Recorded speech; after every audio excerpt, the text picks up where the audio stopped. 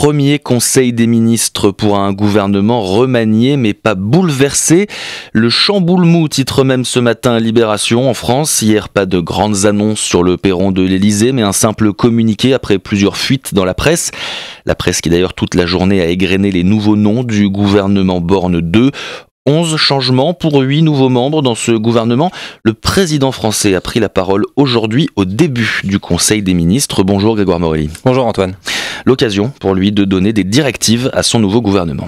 Et oui, des remerciements d'abord de la part du chef d'État. Je veux exprimer mes remerciements chaleureux envers les 8 ministres qui ont quitté leurs fonctions et ont agi sans relâche depuis le printemps 2022. Message de bienvenue ensuite à celles et ceux qui sont entrés dans ce gouvernement.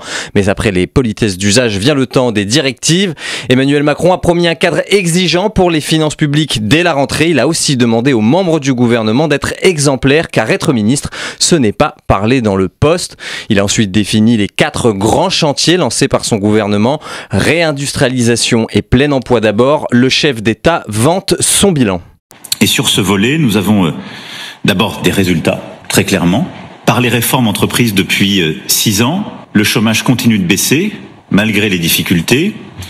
Nous avons créé 1 700 000 emplois, dont plus de 100 000 dans l'industrie. Nous avons rouvert et nous continuons de rouvrir des usines, là où nous enfermions depuis des décennies.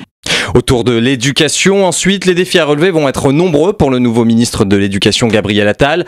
L'accès aux soins a aussi été une partie importante du discours d'Emmanuel Macron, car le secteur connaît une crise importante. Le 3e grand chantier de la fin de ce quinquennat, c'est l'écologie. Là encore, le président met en avant son bilan en la matière. Une planification écologique devrait être annoncée à la fin de l'été. Enfin, dernier chantier d'urgence pour l'exécutif, celui de l'ordre républicain. Il s'agit pour Emmanuel Macron de répondre aux violences urbaines qu'ont connues la France au début du mois.